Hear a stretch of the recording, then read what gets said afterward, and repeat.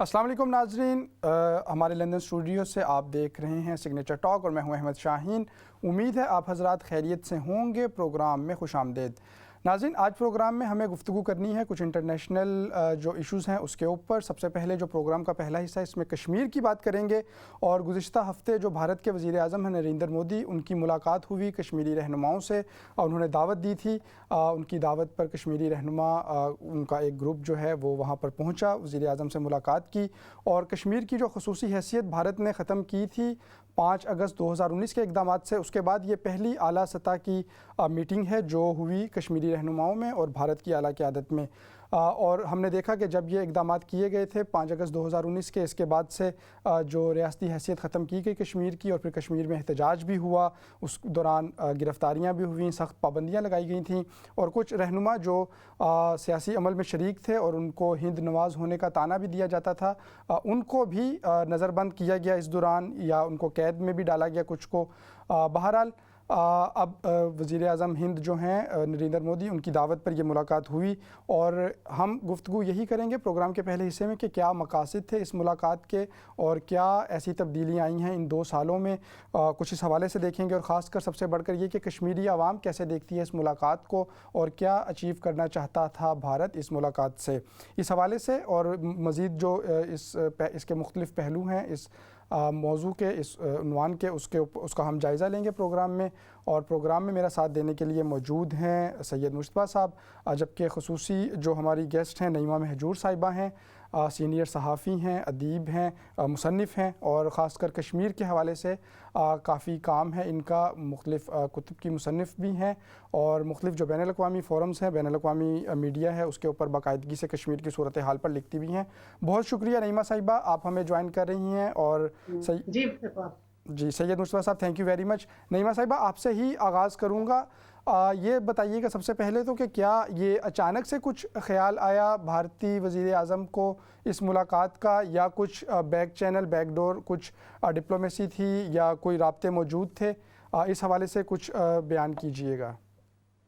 جی، سب سے میری طرف سے آپ کے سبھی ناظرین کو میرا سلام پہنچے۔ دیکھیے، یہ اچانک خیال نہیں آیا، اور اس کے پیچھے بین الاقوامی اور داخلی محرکات ہیں۔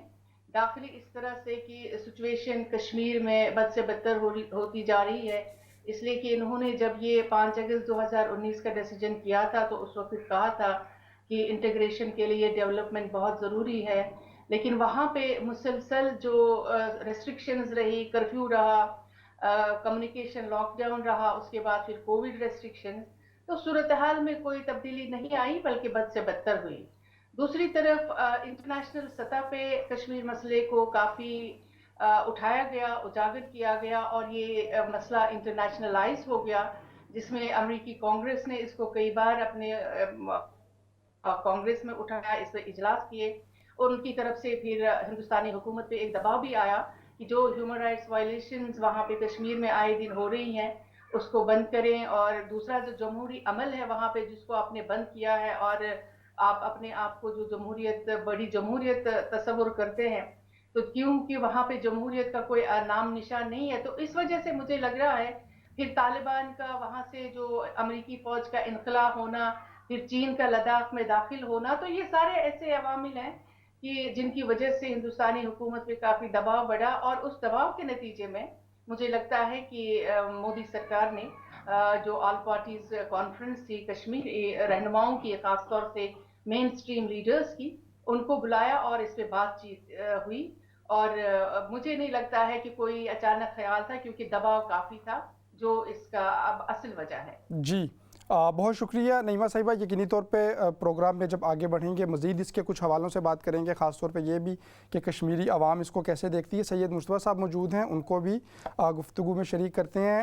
مصطفیٰ صاحب، آپ کے خیال میں بھی کیا یہی وجہ ہے کہ جو، اور کئی اس حوالے سے جو حلقے ہیں وہ گفتگو کر بھی رہے ہیں کہ چونکہ انٹرنیشنل پریشر بہت تھا ہندوستان کے اوپر حالیہ دنوں میں بھی، اور جب سے یہ اقدامات ہوئے مختلف جو انٹرنیشنل فورمز ہیں اس کے اوپر اس حوالے سے بات بھی کی گئی، اور خاص طور پہ جو انسانی حقوق کی خلاف ورزیاں کی جا رہی ہیں وہ بہت زیادہ ہائی لائٹ ہوئی ہیں ان تقریباً 2 سال کے عرصے میں، تو اس پریشر کو تھوڑا سا ریلیز کرنے کے لیے اور ایک بہتر امیج پیش کرنے کے لیے اور دنیا کو یہ دکھانے کے لیے کہ کشمیر میں حالات معمول پر ہیں اور بھارت جو کشمیری لیڈرشپ ہے اس کو انگیج کر رہا ہے بات چیت میں، تو آپ کے خیال میں بھی کیا یہی موٹیو تھا انڈیا کا اس ملاقات کا؟ بسم اللہ الرحمن الرحیم۔ احمد، میں تو اس کو بہت پہلے سے ایکسپیکٹ کر رہا تھا کہ یہ چیز ہوگی۔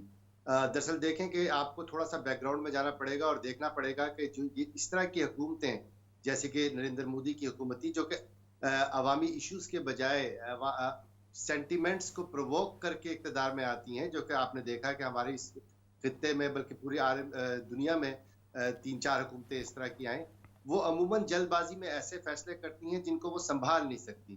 آپ کو یاد ہوگا کہ اگر جب نریندر مودی کی حکومت آئی تو 3 اہم وعدے ان کے مینیفیسٹو میں چیزیں شامل تھی۔ ایک تو نیشنل رجسٹریشن ایکٹ کا تھا، دوسرا معاملہ رام مندر کی تعمیر تھی، اور تیسرا معاملہ یہ کشمیر کی جو ریاستی خود مختاری ہے اس کو ختم کرنے کا تھا۔ یہ تینوں اقدامات جلد بازی میں کر دیے گئے، لیکن اس کے نتیجہ کیا ہوا؟ نیشنل رجسٹریشن ایکٹ ابھی تک اس کی جو ہے فریم ورک ہی نہیں تیار ہو پا رہا۔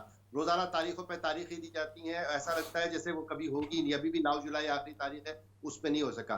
رام جنم بھومی کا جو معاملہ ہے وہ کرپشن کی نظر ہو گیا۔ ایودھیا کے جو میئر تھے انہوں نے جو ہے ان کے بھانجے نے جو زمین، جس طرح ہمارے رنگ روڈ میں جو ہے بزرگاں نے زمینیں خرید کے جو ہے مہنگے داموں رنگ روڈ پروجیکٹ کو بیچی، اسی طرح ایودھیا مندر کا بھی انجام ہو رام مندر کا بھی انجام اسی طرف جاتا بنا جا رہا ہے۔ اسی طرح یہ تیسرا معاملہ تھا۔ اس تیسرے معاملے میں بھی حکومت کے کچھ اہداف تھے جو انہوں نے مکمل کرنے تھے، جو یہ چاہتے تھے۔ انہوں نے جلد بازی میں یہ فیصلہ کر تو لیا، لیکن اس کے بعد جو اہداف مقرر کیے گئے تھے ان میں ایک ہدف تو یہ تھا کہ کنگ پارٹی کو چینج کیا جائے، جو ان کے جو حکومتیں تھی، جو اس وقت ان کی جو فاروق عبداللہ کی یا محبوبہ مفتی کی گورنمنٹ تھی، جو 2016 میں جو اپرائزنگ ہوئی تھی اس کے نتیجے میں وہ مجبور ہو گئے تھے کہ وہ کچھ بھارتی حکومتوں کے اوپر، وفاق کے اوپر جو ہے تنقید کریں، تو اس نتیجے میں وہ ان سے جان چھٹکارا حاصل کرنا چاہتے تھے، ان کی جگہ کوئی ریپلیسمنٹ پارٹی، کنگ پارٹی لانا چاہتے تھے۔ ایک تو یہ تھا۔ دوسرا ان کا یہ خیال تھا کہ وہ انویسٹمنٹ جو ہے کے ذریعے اور ڈیموگرافیکلی چینج کریں گے، وہ آبجیکٹو بھی حاصل نہیں ہو سکے۔ تیسرا، جیسا کہ نعیمہ نے توجہ مبذول کرائے آپ کی، کہ انٹرنیشنل پریشر تھا جو کہ بہت زیادہ۔ تو یہ تینوں چیزیں جو ہیں ان کے وہ جو اہداف تھے وہ مکمل نہیں ہو سکتے۔ اس کے نتیجے میں اس چیز کا انتظار گزشتہ کافی دنوں سے کر رہا تھا کہ یہ یو ٹرن لیں گے، اور وہ یو ٹرن انہوں نے لیا، اور یہی وجہ ہے کہ آپ ان کو یہ جو ہے یہ معاملہ کرنا پڑا، یہ مذاکرات کرنا پڑے، اور اس کے نتیجے میں یہ اب اسی طرف جا رہے ہیں۔ ایک طرح کا سٹیٹس کو ہوگا جو 5 اگست 2019 سے پہلے کی صورتحال تھی، اسی صورتحال پہ واپس آ جائے۔ جی اچھا نعیمہ، کیا آپ بھی یہی سمجھتی ہیں کہ یہ جو ملاقات ہے یہ آگے جا کر جو ریاستی حیثیت کو بحال کرنے کا مطالبہ ہے کشمیری عوام کا بھی، کشمیری لیڈرشپ کا بھی، اس سے اس کا نتیجہ کچھ نکلے گا، یا آپ کے خیال میں بس یہ ملاقات ہوئی اور اس کے بعد معاملات پھر سرد خانے میں چلے جائیں گے؟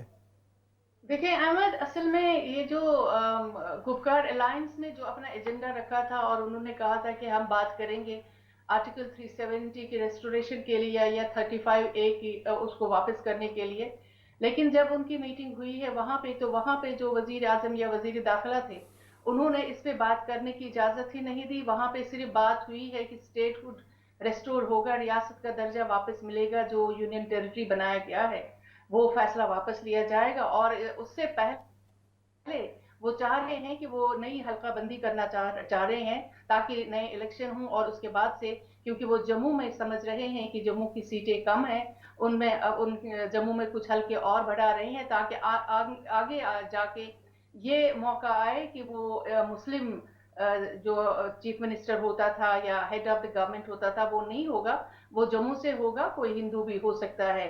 تو اصل میں یہ تیاری تھی صرف 2 چیزوں کے لیے کہ ایک تو مین سٹریم پارٹیز کو منوانا تھا کہ آپ کو ڈی لیمیٹیشن پہ ہاں کرنی ہے، اور دوسرا الیکشن میں حصہ لینا ہے۔ باقی اگر آپ سمجھ رہے ہیں کہ نریندر مودی کی گورنمنٹ آرٹیکل 370 یا 35A کو واپس لائیں گے، مجھے لگتا ہے کہ ان کا اپنا جو ڈومیسٹک کانسٹیٹوئنسی ہے، جو انڈیا جس طرح سے انہوں نے کشمیر کا ہوا کھڑا کیا ہے، تو وہ اس کو لوز کر جائیں گے، اور مجھے نہیں لگتا کہ وہ شاید اس کو واپس کریں گے، کہ یا تو پھر سپریم کورٹ کے ذریعے اگر وہ چاہتے ہیں تو سپریم کورٹ میں یہ کیسز پڑے ہیں، پیٹیشنز پڑے ہیں، हो सकता है कि सुप्रीम कोर्ट के थ्रू इसको करवा दे, कोई डिसीजन करवा दे कि वापस होगा, लेकिन मुझे नरेंद्र मोदी की हुकूमत से ऐसा कभी इम्कान नहीं लग रहा है कि वो इसको करेंगे, क्योंकि इससे उनकी काफी खिफत होगी, एम्बेरसमेंट होगी, हजीमत होगी, जो शायद वो नहीं कर सकते। नहीं कर सकते, बिल्कुल। अच्छा, कुछ इस हवाले से भी आगाही दीजिएगा कि कुछ हलकों का ये भी ख्याल है, कुछ लोग कहते हैं कि जो कश्मीरी लीडरशिप ने मुलाकात की है उससे ख़ुद अपना केस भी कमज़ोर किया है, और ये कम अज़ कम उनको एक स्टांस लेना चाहिए था कि जब तक भारत वाज़ेह तौर पर रियासती हैसियत को बहाल करने के बारे में कुछ नहीं कहता तब तक ये मुलाकात नहीं करनी चाहिए थी। लेकिन जो दूसरी जानिब लोग हैं उनका ये कहना है कि अगर मुलाकात ना होती तो फिर बर्फ़ कैसे पिघलती। तो इन दोनों तरफ के जो तबसरे हैं या दोनों तरफ की जो आरा है, इनको किस हवाले से आप देखती हैं? देखिए अहमद, ये बहुत बड़ी इम्पोर्टेंट बात है, इसलिए कि जो वहाँ पे कश्मीरी हैं, खास तौर से वो कश्मीरी एक छोटा सा जो तबका है जो वोट डालते हैं, और जो मेन स्ट्रीम पार्टीज पे जो कॉन्फिडेंस है उनका, लेकिन उन्होंने भी अपने लीडर से कहा था कि तब तक आप नहीं जाएंगे इस मुलाकात में जब तक आप पहले ये ना बता दें कि आर्टिकल 370 को रिस्टोर किया जाए। लेकिन वहाँ पे जो वोटर्स को बहुत ही इससे एक तरह से मायूसी हुई है, और काफी गुस्सा भी पाया जाता है कि ये मेन स्ट्रीम पार्टीज क्यों गई वहां पे, जबकि इनको पता है कि इंडियन गवर्नमेंट की हमेशा से कश्मीर पे जो पॉलिसी रही है वो मैनेज एंड कंट्रोल पॉलिसी रही है, वो हमेशा यही करते आए हैं, और इसको आज दोबारा उन्होंने रिपीट किया है। तो मेन स्ट्रीम पार्टीज इससे पहले ही वाकिफ हैं, लेकिन उन्होंने एकदम से जंप किया और दिल्ली पहुंचे, जिसमें वहां पे काफी गुस्सा भी है, लोग बहुत नाराज भी हैं, और मेन स्ट्रीम पार्टीज को काफी इस पे सुनना भी पड़ रहा है। लेकिन अब मेन स्ट्रीम पार्टीज का एक मसला ये है कि उनका सर्वाइवल इसी तरह से है, क्योंकि वो बहुत डिस्क्रेडिट हुए हैं अपने वोटर्स में भी, लोगों में भी। उनको वहां पे अपना सर्वाइवल तलाश करना है, तो उनको शायद ये लगा कि अगर हम नहीं जाएंगे तो हम इससे भी खत्म हो जाएंगे, तो वो अपना सर्वाइवल ढूंढने के लिए मेरे ख्याल में इस मीटिंग में चले गए, ताकि कम से कम हिंदुस्तान के साथ ही और उसी पोजीशन में जिस तरह से इंडियन गवर्नमेंट चाह रही है तो उसी में रहें, ताकि उनको एक सर्वाइवल का एक मैकेनिज्म है उसको उन्होंने अपनाया है। वरना इस मीटिंग से मुझे नहीं लगता है कोई कश्मीर में इनके वोटर्स भी इतने खुश हैं जो ये एक्सपेक्ट कर रहे थे। जी। अच्छा सैयद मुश्तबा साहब, कुछ अगर पाकिस्तान के हवाले से देख लें, बज़ाहिर तो पाकिस्तान हर इशू के ऊपर जब कश्मीर के हवाले से कोई भी डेवलपमेंट होती है उस पर वो बयान देता है, लेकिन गुज़िश्ता कुछ अरसे से ये सिर्फ बयानात की हद तक ही लगता है और इसको एक रूटीन का मामला गालबन समझ लिया गया है। तो आप समझते हैं कि पाकिस्तान की, और कुछ चूँकि हल्के इस हवाले से बात कर भी रहे हैं कि ये भी हो सकता है कि पाकिस्तान और भारत के जो बैकडोर चैनल्स हैं या जो राब्ते हैं उसमें पाकिस्तान ने भी भारत को ये यकीन दहानी करवाई है कि वो कुछ जो कश्मीर के ऊपर कंप्रोमाइज़ के लिए तैयार है। आपके ख्याल में क्या ये हो सकता है, और पाकिस्तान का किरदार इस हवाले से किस तरह से आप देखते हैं? देखिए अहमद, ये बैकडोर डिप्लोमेसी जो है ये तो हमेशा से जारी रही है, ये कोई नया फिनोमेना नहीं है। जब भी जिस वक्त इंसर्जेंसीज चल रही होती है, जिस वक्त इंतहाई टेंस सिचुएशन होती है लाइन ऑफ कंट्रोल पे, उस वक्त भी ये बैकडोर डिप्लोमेसी जो है चल रही होती है। मैं समझता हूँ कि इस गुज़िश्ता दिनों में जिस बैकडोर डिप्लोमेसी का हवाला दिया जा रहा है वो ज्यादातर लाइन ऑफ कंट्रोल पे जो है, जो हॉस्टिलिटीज थी, जो टेंशन थी, उसको कम करने के लिए ज्यादा इस्तेमाल की गई है। बाकी जहां तक आपको मैं गुज़िश्ता प्रोग्रामों में भी ये बात कह चुका हूं कि जो चीजें हो रही हैं और जो अल्टरनेटिव सॉल्यूशंस के ऊपर जो गौर किया जा रहा है उन पे बात मुसलसल चलती रहती है। जनरल परवेज मुशर्रफ के दौर में भी आपको याद होगा खुर्शीद कसूरी साहब और भारतीय इंटेलिजेंस से काम के दरमियान जो है मुज़ाकरात चल रहे थे, और सिलसिले में एक नया सोल्यूशन 4 निकाती फार्मूला भी सामने आया था। इसी तरह अभी भी इस तरह के मुख्तलिफ ऑप्शंस जो है वो ज़ेरे गौर रहते हैं, और उन पे जो है वो वाले मुज़ाकरात होते रहते हैं जिसका आवाम को और पब्लिक को कोई इल्म नहीं होता। तो ये सिलसिला चलता रहता है। जहां तक आप कह रहे हैं कि इसका कोई असर हुआ है और इस सिलसिले में हुआ, तो मैं नहीं समझता कि इसने कोई किरदार अदा किया है इस चीज पे, या पाकिस्तान की किसी यकीन दहानी के नतीजे में नरेंद्र मोदी ने जो है वो कोई थोड़ी सी अपने रवैये में लचक दिखाई है। ये वो, जैसे कि नईमा ने तवज्जो मबज़ूल कराई है आपकी, कि ये वही चीजें हैं जो वहाँ के दाखिली मामलात हैं और इंटरनेशनल प्रेशर है। मैं नहीं समझता कि पाकिस्तान की साथ मुज़ाकरात में या इंटेलिजेंस हकाम के आपस के जो मुज़ाकरात हैं उसके नतीजे में ये कोई पेशरफ्त हुई है। जी शुक्रिया सैयद मुस्तफ़ा साहब। अच्छा नईमा साहिबा, कुछ कश्मीर के हवाले से और ख़ास तौर पर इस मुलाकात के हवाले से जो वहाँ के लोगों के हवाले से भी अगर मैं पूछना चाहूँ, हमने देखा कि इस मीटिंग में जो कश्मीरी रहनुमा जो खासा सख्त गैर मौक़िफ़ रखते हैं और बाज़ औक़ात उनको पाकिस्तान का हामी भी कहा जाता है और उस हवाले से उनके ऊपर तनकीद भी होती है, वो शरीक नहीं थे। तो क्या उनको बुलाया नहीं गया था या वो एहतजाजन शरीक नहीं हुए? और चूँकि उनकी पार्टिसिपेशन नहीं थी तो फिर इस मीटिंग को आप किस तरह से देखती हैं? और क्या ये जो मज़ीद तकसीम गहरी नहीं हो जाएगी कश्मीरी सोसाइटी में? ख़ुद भी एक धड़ा जो है वो जा रहा है कश्मीरी रहनुमाओं का और एक ग्रोह जो है वो नहीं गया, और इससे बहरहाल फ़ायदा तो यकीनी तौर पे भारत को ही पहुँचेगा। तो इस सारे तनाज़ुर को कैसे देखती हैं?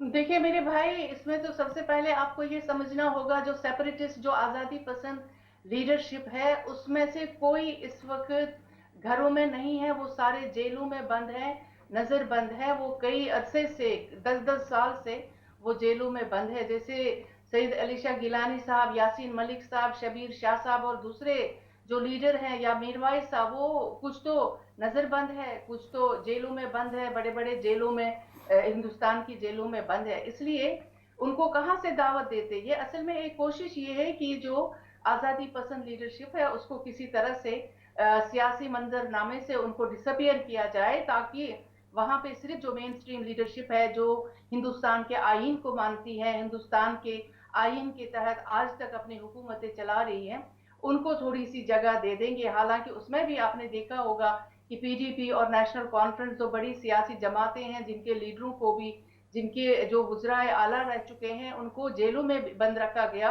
क्योंकि जैसे मुश्तबा साहब ने कहा कि तीसरी कुव्वत उभारने की कोशिश की गई थी, उसमें कामयाबी नहीं हुई। लेकिन वहां पे सेपरेटिस्ट लीडरशिप बिल्कुल कहीं नहीं है, वो बंद है। इसलिए वो कोई किसको बुलाते? उनको तो जेलों में किसी को मिलने भी नहीं देते, उनके घर वालों को मिलने नहीं देते। उनके जहां वकील जो है वो कहते हैं हम केस नहीं लड़ेंगे, और उनकी हालत बहुत खराब है। आपने देखा होगा अभी रिसेंटली जो हुर्रियत कॉन्फ्रेंस के लीडर मोहम्मद अशरफ सहराई, जिनकी हलाकत, या आप कहिए कि कोविड से उन्होंने कहा कि वो इंतकाल कर गए, लेकिन क्या पता उनको इलाज भी नहीं मिला था। तो इसलिए आप जो उनकी बात कहाँ करेंगे? अब जो पाकिस्तान में जो हुर्रियत लीडरशिप है, ये बात इसको नोटिस करने के लायक है, क्योंकि बहुत सारे कश्मीरी समझते हैं इस वक्त वो इस पे अपना रोल निभा सकते थे, लेकिन वहां पाकिस्तान में अभी वो लीडरशिप कहीं नजर नहीं आ रही है और किसी तरह से कोई बयान भी नहीं आ रहा है। तो लगता है कि वो भी जैसे खामोश हैं और इस सारे मंजर को देख रहे हैं। अब लगता है यही कि कश्मीर में इस वक्त जो सूरत हाल है, जो आम लोग समझ रहे हैं, क्योंकि वो लीडरलेस अपने आप को समझ रहे हैं, जो लीडर्स हैं वो या तो जेलों में हैं, अब पता नहीं उनको छोड़ा भी जाएगा या नहीं जाएगा। तो इस सूरत हाल को जब आप देखते थे तो वहां पे वही जो होगा जो हिंदुस्तान की हुकूमत चाहती है, और जो हिंदुस्तान की हुकूमत अपने मेन स्ट्रीम लीडरशिप के थ्रू करवाना चाहती है। और इसमें आई डोंट नो पाकिस्तान क्या क्या रोल है, बैकडोर जो डिप्लोमेसी चल रही है वो इसमें साथ है या नहीं साथ है, इसको पाकिस्तान को थोड़ा क्लियर करना चाहिए, ताकि जो कश्मीरी हैं बहुत मायूस हो चुके हैं, उनको पता नहीं कि अब हमारी जो जो पीसफुल एक स्ट्रगल थी वो किस समत जा रही है और कौन इसको संभालेगा। तो ये बहुत सारी चीज़ें हैं जो इस वक्त नोटिस करने के लायक हैं। जी अच्छा, कुछ इस हवाले से भी आगाही दीजिएगा और बयान कीजिएगा, चूँकि आपकी बहुत इस हवाले से गहरी नज़र रहती है कश्मीर के मामलात पर। जो ये गुज़िश्ता 2 अरसे हैं, बल्कि आपने एक जगह ख़ुद लिखा भी कि उसमें जम्मू कश्मीर की हैयत तब्दील करने की कोशिश की गई, तारीख़, तनासुब और जोग्राफिया को भी तब्दील करने की कोशिशें की गई हैं। तो अमली तौर पे भारत ने क्या इक़दामात किए? ये उसने रियासती स्टेटस को तो चेंज कर दिया, लेकिन ऐसे कौन से इक़दामात हैं अमली तौर पे जो इन 2 सालों में, तकरीबन 2 साल का ये जो अरसा है उसमें भारत ने अपनाए और अब वो कश्मीर की जो हैयत है या उसके जोग्राफिया को तब्दील करने की कोशिश कर रहा है? देखिए अहमद साहब, पहले तो आपको देखना होगा जब 5 अगस्त 2019 का जो डिसीजन आया और आर्टिकल 370 खत्म हुआ, हमारे जो अपने लैंड राइट्स थे, हमारा जो रणबीर पेनल कोड होता था, हमारा जो आईन था अपना, ہمارا جو فلیگ تھا اپنا وہ سب ہم سے چھین گیا ہے. پھر اس کے بعد سے نئے لینڈ لاز آئے, نیا فارسٹ ایکٹ آیا, نئے ریکروٹمنٹ لاز آئے, ساری جو ایڈمنسٹریشن ہے, جوڈیشری ہے, پولیس ہے, اس میں سارے جو باہر کے لوگ ہیں نان کشمیری وہ اس وقت وہاں پہ جابز کر رہے ہیں, وہ اس وقت بڑے بڑے عہدوں پہ فائز ہیں. تو مین جو کشمیری وہاں پہ ہے ان کو تو اب جاب بھی نہیں ملتی ہے اور لینڈ رائٹس بھی ان سے چھینے جا رہے ہیں. ابھی آپ نے ریسنٹلی دیکھا ہوگا بہت سارے ایسے ویڈیوز وائرل ہو گئے کہ وہاں پہ جو لوگ جو نومیڈس ہوتے ہیں, جو گجر بکروال طبقے سے لوگ ہوتے ہیں, وہ چھوٹے چھوٹے کوٹوں میں رہتے ہیں, ان کو ایویکٹ کیا جا رہا ہے, ان کو نوٹسز مل رہی ہیں کہ وہاں سے نکل جائیں کیونکہ آپ یہاں پہ نہیں رہ سکتے ہیں. تو اس طرح اب پراپرٹی ٹیکس لگایا جا رہا ہے کہ جو کبھی ہم نے سنا بھی نہیں تھا کشمیر میں, کیونکہ وہاں پہ سب کا اپنا مکان, اپنی زمین ہوتی تھی. اب یہ صورتحال شروع ہو گئی ہے, اب نہ جاب ہے ہمارے پاس, نہ لینڈ رہے گی ہمارے پاس, اور پھر اس کے علاوہ آپ نے 30 لاکھ سے زائد لوگوں کو ڈومیسائل سرٹیفکیٹس بھی ایشو کی ہیں. دیٹ مینس کہ آپ باہر کے لوگوں کو لا رہے ہیں اور وہاں کی شہریت کی سندیں دے رہے ہیں. تو اب آپ مجھے بتائیے ود ان 10 ایئرس وہاں پہ تو کشمیری کوئی نہیں ہوگا. تو 100-150 کے قریب جو ہے سینٹرل لاز جو باقی انڈیا میں ہیں وہ سارے وہاں پہ ان کا اطلاق ہوا ہے جموں کشمیر پہ. تو اس سچویشن میں کشمیری سمجھ رہے ہیں کہ ہمارا سب کچھ چھینا جا رہا ہے. ہو سکتا ہے کہ 5 سال میں اب ہمارے پاس نہ اپنا گھر ہوگا, نہ اپنی زمین ہوگی. آئین تو آپ نے چھین ہی لیا ہے, حکومت بھی آپ کے پاس ہے, جوڈیشری آپ کے پاس ہے, پولیس آپ کے پاس ہے. تو آپ ہی بتائیے کہ کشمیری کے پاس کیا رہا ہے. جی دیکھو ایک سوال میں پوچھنا چاہوں گا ضرور. کہ جیسا کہ ابھی ہم بات بھی کر رہے تھے کہ وہ بزنس کو انویسٹ نہیں کر سکے لوگ, جو ان کا پلان تھا کہ لوگوں کو لے کر آئیں گے, کشمیر کی ڈیموگرافی چینج کریں گے, کیا محض کووڈ-19 ہی ایک وجہ تھی کہ وہ اس چیز میں ناکام ہو گئے ہیں اور لوگ جو ہے وہ اس میں اتنے اٹریکٹ نہیں ہوئے ہیں, یا پھر کچھ اور بھی حالات تھے کشمیر پہ, کچھ سچویشن ایسی تھی کہ لوگ ڈرتے تھے یہاں پہ آنے میں, جو بھارتی حکومت کی جو ناکامی ہوئی ہے یہاں کی ڈیموگرافی چینج کرنے میں, اس کی کیا وجوہات ہو سکتی ہیں؟ دیکھیے دونوں وجوہات ہیں جو آپ نے بتائی ہے مصطفیٰ بھائی. ایک تو پہلے کہ کشمیر میں آزادی کا سینٹیمنٹ ہے اور میجورٹی آف دا پیپل میں ہے.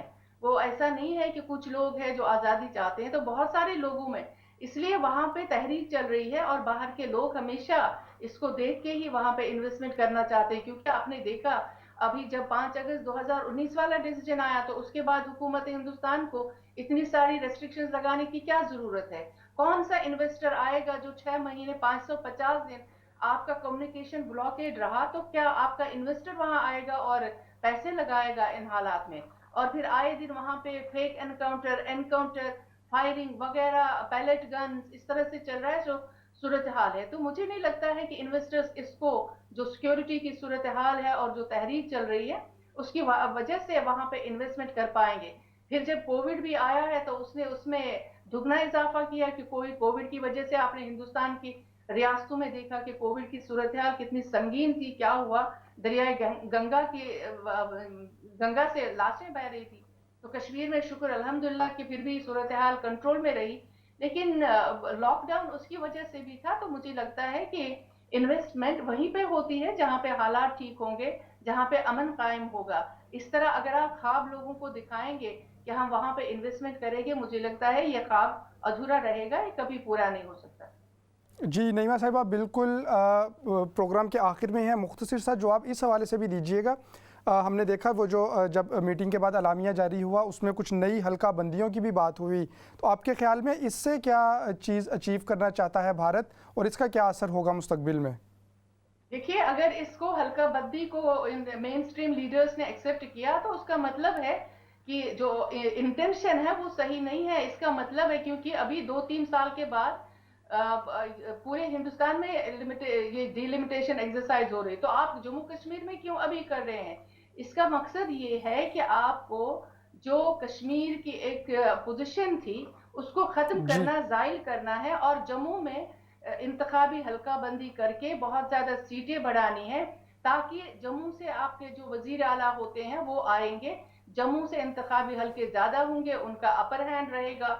حالانکہ رہنا چاہیے کشمیر کا, کیونکہ کشمیر میں آبادی زیادہ ہے اور مسلم ایریا ہے, کیونکہ جموں کے علاقوں میں بھی بہت سارے جی مسلمان رہ رہے ہیں. لیکن یہ چاہ رہے ہیں, مقصد اصل میں یہ ہے کہ اس کو ڈیموگرافی چینج اس طرح بھی اور اس کے ذریعے سے بھارت اپنے مقاصد جو ہے وہ حاصل کرنا چاہتا ہے. بہت شکریہ نعیمہ مہجور صاحب, آپ ہمارے ساتھ موجود رہیں.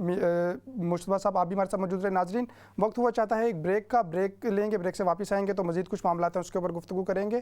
دیکھتے رہیے اسلام چینل اردو.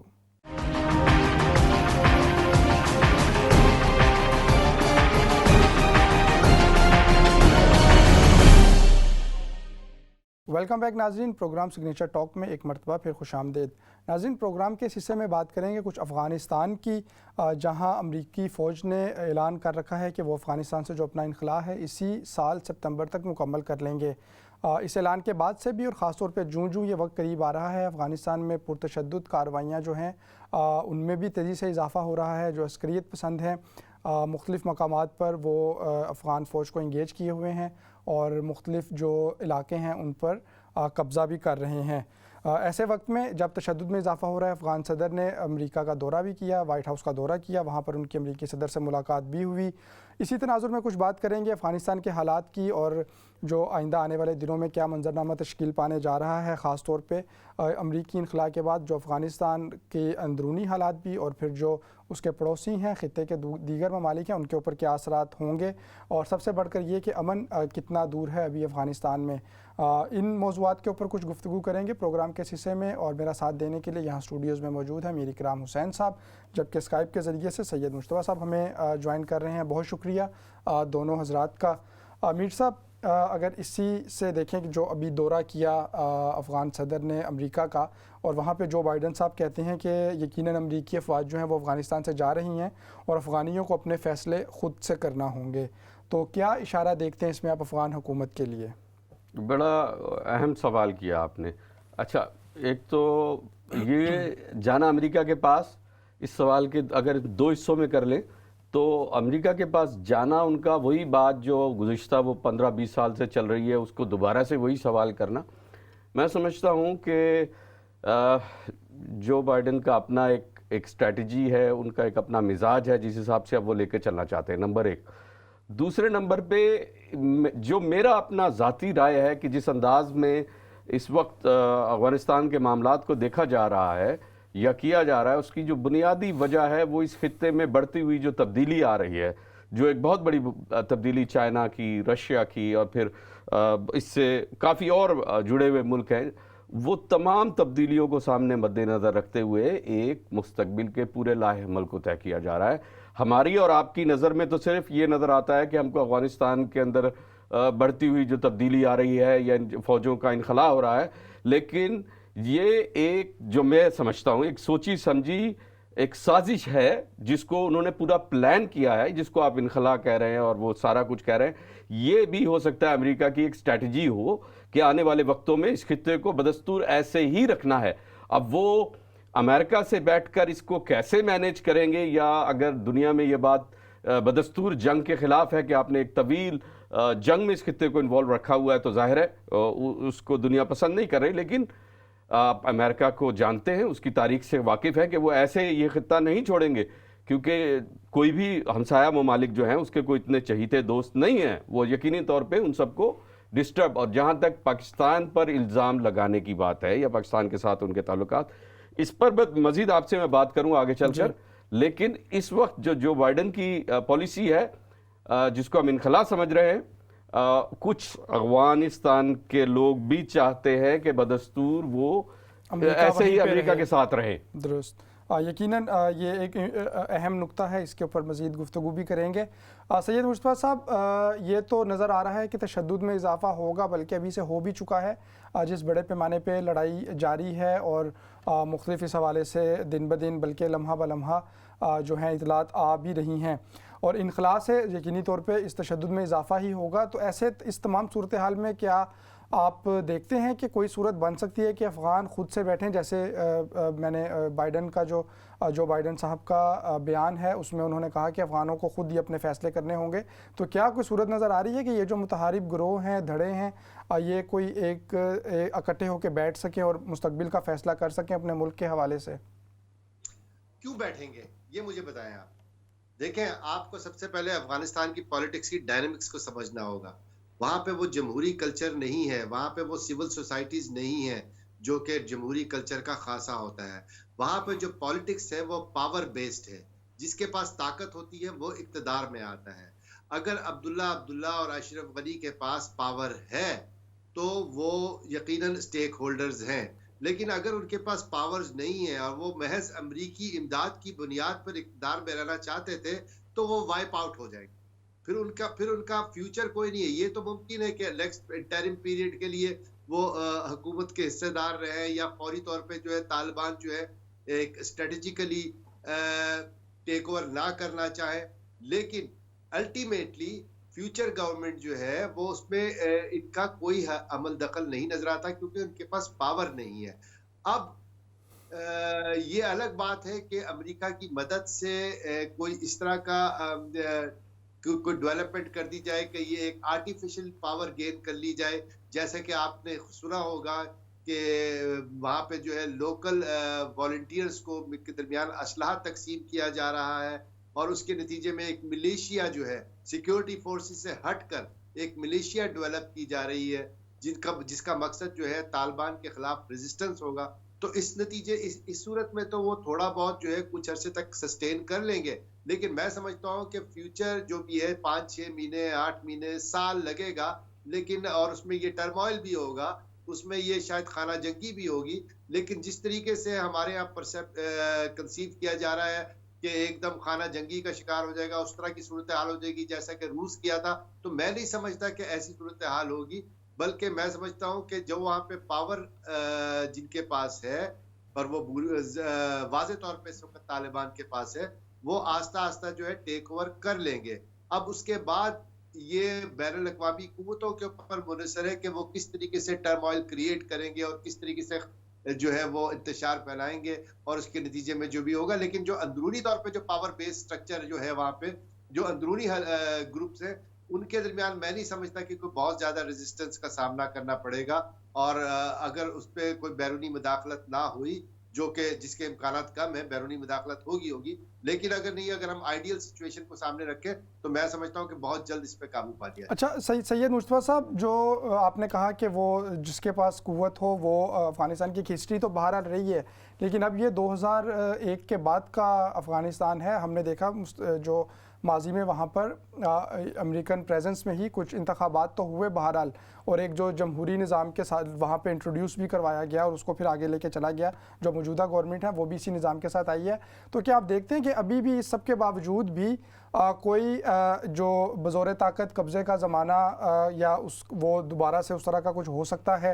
اور ایک طرف یہ بات, اور دوسری طرف یہ کہ اگر مجبور کیا جائے یا بیٹھ کے بات کرنے کی بات کی جائے تو کیا جو طالبان بھی ہیں وہ کسی طرح سے اس انتخابی عمل کا یا سیاسی عمل کا حصہ بننے پہ تیار ہو سکتے ہیں؟ بنیں گے. اور جو آپ یہ کہہ رہے ہیں کہ 2001 میں جو تبدیلی آئی ہے, بالکل کوئی تبدیلی نہیں ہوئی ہے. دیکھیں تبدیلی اس وقت آتی ہے, جمہوری کلچر اس وقت فروغ پا جاتا ہے جب آپ جمہوری اداروں کو پنپنے دیں گے, پھولنے دیں گے, حقیقی جمہوریت جمہوری کلچر کو فروغ دیں گے. اس کے نتیجے میں جمہوریت جو ہے وہ نشوونما پاتی ہے, پھلتی پھولتی ہے. جو گزشتہ 18-20 سال میں ہوا ہے اس میں اس کا جمہوریت سے کوئی تعلق نہیں تھے. وہ اسی طرح کے سلیکٹڈ تھے جس طرح کہ آپ ہمارے ملک میں دیکھتے ہیں معاملات. یہ بالکل اسی طرح کی سچویشن تھی, بلکہ اس سے بھی بدتر تھی. ہمارے ملک کو ہم کو ایج حاصل ہے کہ ہمارے یہاں ایک وائبرنٹ سول سوسائٹی ہے, ہر طرح کے مختلف الآراء سول سوسائٹیز موجود ہیں جو کہ کام کرتی ہیں. اربنائزیشن زیادہ ہے ہمارے ملک میں. افغانستان میں نہ اربنائزیشن ہے نہ سول سوسائٹی ہے, تو وہ بھی پپٹ سول سوسائٹی تھی جو کہ ایک مخصوص ایجنڈے کو لے کے آگے چل رہی تھی. تو افغانستان میں کوئی جمہوری کلچر نہیں ہے. وہاں پہ اگر آپ یہ سوچتے ہیں کہ ریپرزینٹیٹو گورنمنٹ کبھی بھی آئے گی تو وہ نہیں آئے گی. اس بات کے امکانات ضرور موجود ہیں کیونکہ طالبان یہ وہ لوگ, یہ کوئی یونیورسٹیوں اور کالجوں کے پڑھے ہوئے لوگ نہیں ہیں. ان میں سے بیشتر لوگ جو ہے وہ 80 اور 90 کی دہائی میں پیدا ہوئے ہیں جو کہ اب اس وقت جو ہے ٹیک اوور کرنے کی پوزیشن میں ہیں. ان کی کوئی کالج ایجوکیشن نہیں, انہوں نے کسی انسٹیٹیوشن سے پولیٹیکل سائنس نہیں پڑھا ہوا ہے. انہوں نے صرف زندگی کے تجربات سے اور مسلسل جو ہے جنگوں میں شریک رہ کے جو ہے وہ تربیت حاصل کی ہے. یہ اتنے بیوقوف نہیں ہے. اسی لیے یہی وجہ ہے کہ بہت ساری جگہوں پہ طالبان کی جو ایڈوانسمنٹ ہے بہت تیزی سے بڑھ رہی ہے, لیکن اس کے باوجود بہت ساری جگہوں پہ ڈسٹرکٹس پہ انہوں نے جان بوجھ کے قبضہ نہیں کیا ہے تاکہ 2020 کا جو ایگریمنٹ ہے اس میں امریکن زیادہ مشتعل نہ ہوں. تو یہ خود بھی اس چیز کا خیال رکھے ہوئے ہیں اور اسی خیال کے پیش نظر ہو سکتا ہے کہ یہ وقتی طور پہ جو ہے ان دھڑوں کو جن کو جو کہ اسٹیک ہولڈر بننے کی کوشش کر رہے ہیں جیسے اشرف غنی اور عبداللہ ان کو کچھ اکوموڈیٹ کریں. لیکن ایونچولی جو میں بات کر رہا ہوں کہ آخر کار 6 مہینے لگیں گے، سال لگیں گے، یہ لوگ آؤٹ ہوں گے. اس دوران کیا ہوتا ہے یہ صورتحال تو ابھی ہم اس کے بارے میں کوئی پیش گوئی نہیں کر سکتا، لیکن ایونچولی یہ اسٹیک ہولڈرز نہیں ہیں. کارزئی ہو گیا، عبداللہ ہو گیا، اشرف غنی ہو گئے، یہ اسٹیک ہولڈرز نہیں ہیں، یہ پپٹس تھے. ان کو بنایا گیا تھا اسٹیک ہولڈر. جی یقیناً سید مصطفیٰ صاحب کچھ اور حوالوں سے بھی گفتگو کرنی ہے. کالر ساتھ موجود ہیں، ان کو شریک کرتے ہیں اور پھر مزید گفتگو کرتے ہیں. السلام علیکم کالر. السلام. جی میرا پہلا پوائنٹ ہے کہ اگر کوئی ایک اچھا کام کرنا چاہتا ہے تو وہ لوگ جن کی ڈکٹیٹرشپ چھائی ہوتی ہے اس ملک کے اوپر صدیوں سے یا نصف صدی سے یا اس سے بھی اوپر جو چھائی ہوتی ہے، وہ پھر ایک طوفان کھڑا ہوتا ہے اس پالیسی کے خلاف جو سنسیئر ہو. جیسے film festival, amateur film festival, اس میں ایک اچھا جو ہے میڈیا کا کردار اگر سامنے آتا ہے تو اس کے اوپر ایک طوفان کھڑا ہو گیا میڈیا کے اوپر کہ جو کچھ میڈیا پاکستان کا پھیلا رہا تھا اور جو کچھ کر رہا تھا وہ سارے کردار. ہم تو افغانستان کی بات کر رہے ہیں یا پروگرام کے پہلے حصے میں کشمیر کی بات کی. آپ بہرحال اپنے کچھ جو اس حوالے سے گفتگو کر رہی ہیں، لیکن بہتر یہ ہے کہ جس پروگرام میں جس حوالے سے گفتگو ہو رہی ہے اسی کے اوپر سٹک رہا جائے. ایک اور کالر موجود ہے، ان کو بھی شریک کرتے ہیں. السلام علیکم کالر. جی السلام علیکم کالر. جی کالر، جی شاہین صاحب میں دانش بول رہا ہوں. جی دانش صاحب، کیا حال ہے؟ ٹھیک ٹھاک. جی آپ کا ویسے تو مجھے سمجھ آئی ہے، بیسک کوشچن کیا اپنا کس چیز پہ آپ ڈسکس کر رہے ہیں؟ ذرا سا ایک پوائنٹ بتا دیں گے تاکہ مجھے آپ کو میں یہ تو 6 بجے سے پروگرام شروع ہوا ہوا ہے. آپ کو اگر ڈسکشن تھوڑی سی سنی ہو تو نعیمہ کو بھی دیکھا ہے اور سارا، لیکن کسی کنکلوژن پہ نہیں آپ پہنچے تھے. لیکن میں نے یہ بتانا ہے آپ کو، میری بات سنیے گا ذرا شاہین صاحب. میں نے پورا پروگرام دیکھا ہے لفظ بلفظ. بتانے والی بات یہ ہے کہ افغانستان کے اندر چاہے امریکہ جب جائے گا تو سب سے بڑی کمبختی پاکستان کے لیے ہوگی، کیونکہ وہاں پہ جب وہ حملے کریں گے تو سارے پاکستان میں مائیگرینٹس آئیں گے. پاکستان بیچارہ وہ روک بھی نہیں سکے گا اور پھر وہیں سے اپنے ٹیررسٹ تیار ہوں گے جو ان کے ساتھ بدلہ لیں گے. تو بس ہمارے لیے تو صرف یہی بیسٹ یہی تھا کہ امریکہ یہاں پہ کچھ دیر اور کرے، کچھ پوری طرح ریزالو کر کے جائے تو پھر پاکستان کی بہتری ہے. یہ میرا خیال ہے. میر صاحب سے بھی پوچھ لیں ان کا کیا خیال ہے. لیکن یہ پاکستان کے لیے بہت بڑی ایک جو ہے نا مشکل ٹائم شروع ہونے والا ہے اگر پاکستان سے. جی بہت شکریہ، آپ نے اس حوالے سے اپنی رائے کا اظہار بھی کیا. اچھا، انہوں نے بھی اسی پوائنٹ کی طرف اشارہ کیا جس پہ ہم گفتگو کر بھی رہے تھے، اور ابھی حال ہی میں اقوام متحدہ نے بھی ایک واضح سٹیٹمنٹ دی کہ افغانستان میں لڑائی بڑھنے سے دور کے ممالک بھی اور نزدیک کے ممالک بھی وہ زیادہ متاثر ہوں گے. اور ہم ماضی میں دیکھتے آئے ہیں کہ سب سے زیادہ متاثر پاکستان ہی رہا ہے. افغانستان میں جب بھی شورش ہوئی اس کا نشانہ براہ راست پاکستان بھی بنا. تو اب جو آئندہ آنے والے دن ہیں ان کو کیسے دیکھتے ہیں پاکستان کے حوالے سے؟ اب مجھے ٹائم دیجیے گا. مصطفیٰ صاحب کو میں نے بہت تسلی سے سنا ہے، میری بات غور سے سنیں. دیکھیے، اس بات کو ہم بہت آسان کرتے ہیں. جو افغانستان کا مسئلہ ہے اس میں بہت آسانی سے اگر کہا جائے تو شطرنج کھیلنی آتی ہے آپ کو، ٹھیک ہے. اسی طرح شطرنج کا یہ بورڈ جو ہے اس وقت پاکستان، افغانستان اور چائنا، رشیا، سعودی عربیہ، فلسطین، اسرائیل، اس بورڈ پہ شطرنج کھیلی جا رہی ہے. امریکہ کھیل رہا ہے، کھیلنے والا تو امریکہ ہے، اور وہ پیادوں کی جگہ یس. اب اس میں جو اصل چیز ہے وہ آپ کا سی پیک بھی ہے. جو ڈیولپمنٹ ہو رہی ہے، رشیا اپنی ایکسیس لے رہا ہے، چائنا اپنے طور پہ ڈیولپ کر رہا ہے، افغانستان کا بھی فائدہ ہونے والا ہے اس میں بہت بڑا. اچھا، کہیں نہ کہیں جا کے اس پورے خطے میں ایک ڈیولپمنٹ ہونے والی ہے. اب جو پرابلم ہو رہا ہے کہ ایک زمانے میں ایک نیو ورلڈ آرڈر بنایا گیا تھا، اس کے کئی ایک حصے تھے اسٹیپ بائی اسٹیپس کے 2000 تک ہمیں کہاں پہنچنا ہے. اچھا، اب اس خطے میں جہاں تک جتنی بھی یہ ڈسٹرب ہو سکتا تھا ہو گیا. اب اس خطے کے تمام ممالک کو ایک چیز سمجھ آ گئی اور نہیں، بس اب اور نہیں. افغانستان بتاتے خود اس چیز کو سمجھ گیا ہے. ٹھیک ہے, افغانستان کے لوگ, افغانستان کا ایک کلچر ہے, اس پورے خطے کا ایک بہت ماڈرن کنٹری, ایک بہت ڈیولپ کنٹریز میں افغانستان کا شمار تھا. افغانستان بہت بہترین جگہ تھی اور آج بھی ہے. ان کا ایک اپنا ایک کلچر ہے, ایک ثقافت ہے, اس کو ہم انکار نہیں کر سکتے. تاریخ ہے پوری. اور افغانستان کو آج تک کوئی اس پر حکمرانی کر ہی نہیں سکا, خواہ ان کے اندر کے ہوں یا باہر کے ہوں. یہ اس کو سچ ماننا پڑے گا. جو پوائنٹ میں کہنا چاہتا ہوں وہ یہ چاہتا ہوں کہ اس وقت اگر آپ دوسرے حصے میں, ایک چیز تو میں نے آپ کو شطرنج کی شکل میں سمجھا دی کہ ہو کیا رہا ہے یہ, اب آ جائے آپ دوسرے حصے کی طرف کہ راتوں رات آپ کو دیکھنے میں آ رہا ہے کہ یہ حصہ بھی ہینڈ اوور ہو گیا جی طالبان کے, اور افغان فوجیں ان کو دے رہی ہیں ہاتھ میں, اور دے کیا رہی ہیں کہ تمام تر اسلحہ, تمام تر دولت اور تمام تر وہ وسائل کے جن سے خون ریزی پیدا کی جا سکتی ہے. ایک تو یہ کون سے طالبان جو 20 سال سے لڑ رہے تھے اور وہ ان کو اب اسلحہ دیا جا رہا ہے, ان کو ٹینکس دیے جا رہے ہیں, یہ کون ہے؟ اس کا مقصد کیا ہے؟ اس کا مقصد اسی خطے میں اگر امریکہ وہاں سے جان انخلا کے نام پر جو جا رہا ہے تو یہ لوگ جو ان کے اپنے پیدا کردہ ہیں, جس کو وہ آرٹیفیشل کہیں یا جو بھی کہیں, یہ وہی لوگ ہوں گے جو اس خطے کو ڈسٹرب کریں گے بعد میں. پاکستان کا جو کنسرن ہے وہ بالکل ٹھیک ہے کہ آپ ایسے مت جائیں, یہ جو آپ تیلی دکھا کے جا رہے ہیں نا, جس کو پورا علاقہ پھر کو آگ لگا کے جانا چاہتے ہیں, اس طرح نہ کریں. یہاں بیٹھیں, یہ جو آپ نے چھیڑ خانی کی ہے اس کو سارٹ آؤٹ کر کے جائیں. نہیں, لیکن وہ سارٹ آؤٹ کرنے کی تو 20 سال سے کوشش کر رہے ہیں, ان سے نہیں ہوا تھا. وہ آئے کسی اور مقصد سے تھے شاہین صاحب. وہ ان کے مقاصد میں صرف, آپ کا کیا خیال ہے کہ طالبان کو ختم کرنا تھا؟ اس کے پیچھے ڈرگز کی بھی ایک پوری بڑی تفصیل ہے جس کو اگر آپ پڑھیں تو ہسٹری موجود ہے اس کی. لیکن اس تمام چیزوں کو چھوڑیں, اس وقت جو ہمارے لیے خطرہ ہے, جو ہمارے خطے کے لیے خطرہ ہے, وہ ایک ہی ہے کہ اگر اس طرح سے آپ اتنا بڑا اسلحہ بارود جو آپ کو لگ رہا ہے کہ آپ نہتے ہو گئے راتوں رات, طالبان نے چھین لیا آپ سے, اس کے پیچھے ایک سازش ہے اور وہ بعد میں اس خطے کو ڈسٹرب کریں گے انہی اسلحہ کے ساتھ, اور جنگ کے شعلے مزید بڑھیں گے.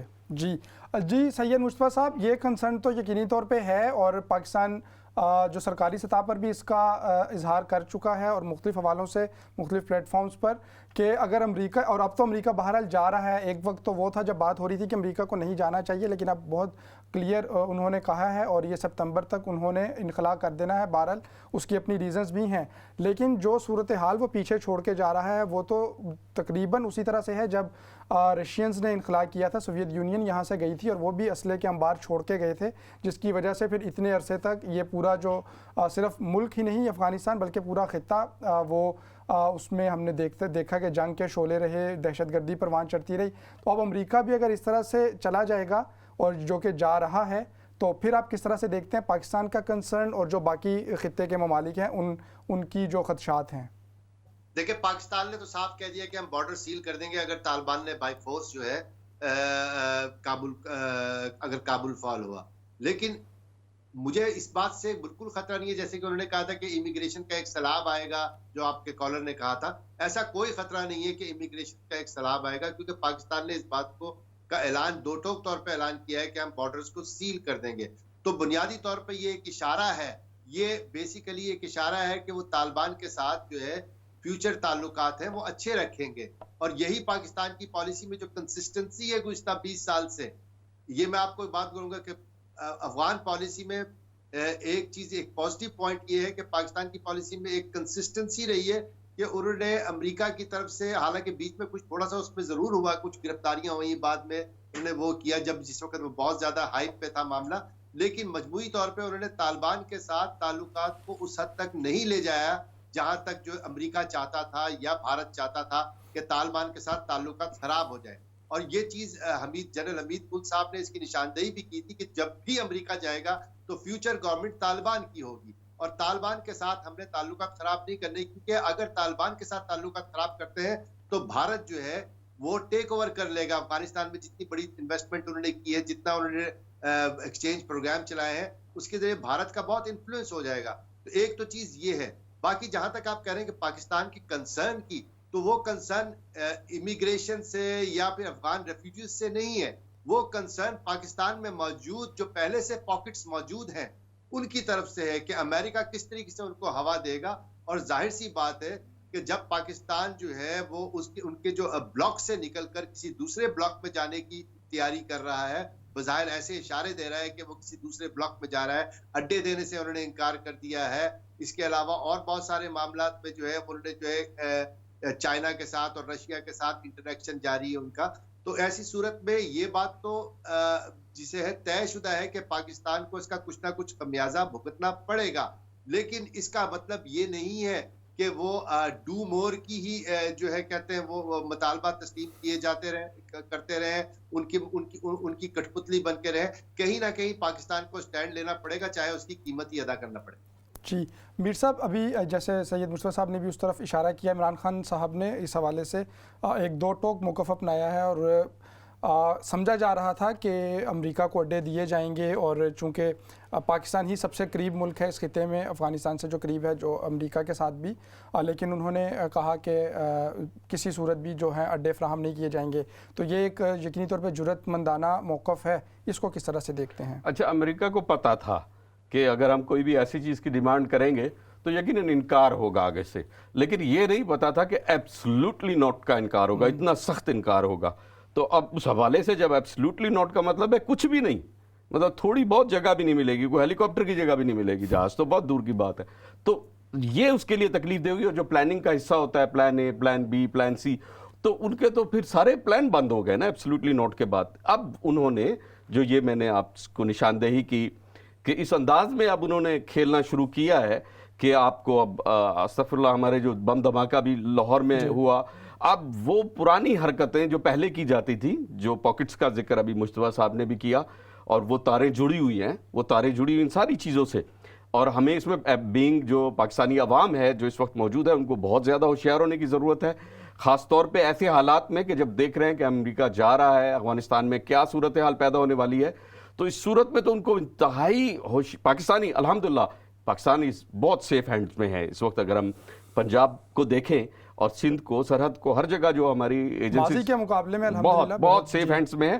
لیکن ان تمام چیزوں کے بعد جو عمران خان کی اپنی ایک اسٹریٹجی ہے, وہ اپنے انداز میں سوچتے ہیں. وہ افغانستان, انہوں نے تھرو آؤٹ پہلے دن سے انہوں نے یہ کہا کہ اس کا حل جنگ نہیں ہے, اس کا حل بیٹھ کے بات کرنا ہے.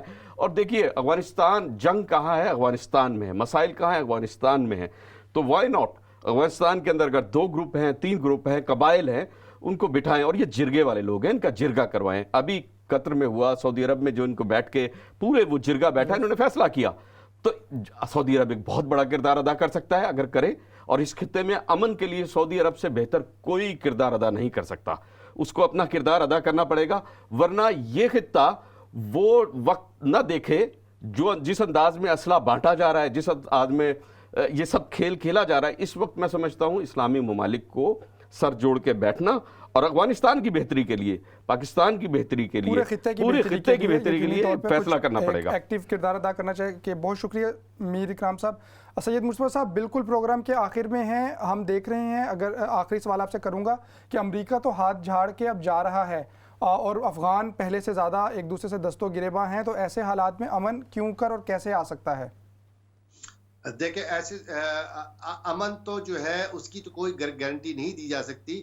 اور امن کے تو طریقہ یہی ہے کہ امریکہ جو ہے ادھر سے وڈرا کر لے مکمل طور پہ, اور اس کے بعد افغانیوں کو واقعی جیسا کہ جو امریکی صدر نے کہا ہے کہ اپنے معاملات خود حل کرنا ہوں گے, ان کو خود حل کرنے دیں.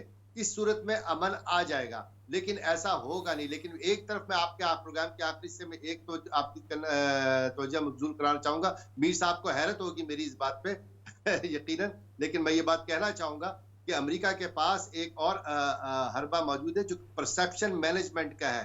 وہ یہ ہے کہ پاکستان میں عوام اور فوج کے درمیان خلیج حائل کی جائے, جو کہ بڑی حد تک قائم ہو چکی ہے گزشتہ دنوں میں. میں سمجھتا ہوں کہ اس وقت پاکستان میں دہشت گردی سے نمٹنے کے لیے اس عمل کے نتیجے میں جو دہشت گردی کا جو خطرہ ہے, اس میں یہ خلیج جو ہے اس کو پاٹنی ہوگی, اور اس کے لیے کردار دونوں طرف سے ادا کیا جانا ہوگا. اس کی طرف سے صرف یہ نہیں ہوگا کہ عوام میں ان عناصر کی سرکوبی کی جائے جو فوج کے خلاف جذبات کو جو ہے جنم دے رہے ہیں, فوج کی جو کمزوریاں ہیں اس کی نشاندہی کر رہے ہیں, بلکہ فوج کی جانب سے بھی جو فوج کے جو جرنیل ہیں جو کہ ایسی معاملات میں ملوث ہیں جس سے عوام سے ان کا فاصلہ پڑے, ان کو بھی ہوش اور دانش کے نقطے لینے ہوں گے, اور دونوں طرف سے کارروائی کرنی ہوگی کہ فوج اور عوام کے درمیان جو خلیج حائل ہو گئی ہے اس کو کم سے کم کیا جا سکے، اور یقینی طور پہ حالات کا اور وقت کا تقاضا بھی یہی ہے۔ بہت شکریہ سید مصطفیٰ صاحب، بہت شکریہ میر اکرام صاحب۔ پروگرام کے بالکل آخر میں ناظرین یہ تھا آج کا سگنیچر ٹاک۔ ہم نے کشمیر کے حوالے سے بھی گفتگو کی، کچھ افغانستان کے حوالے سے، اور پھر جو اس تمام صورتحال کے خطے پر آئندہ آنے والے دنوں میں ممکنہ اثرات ہیں اس کے اوپر بات کی۔ اپنے میزبان احمد شاہین کو اجازت دیجیے، اللہ نگہبان۔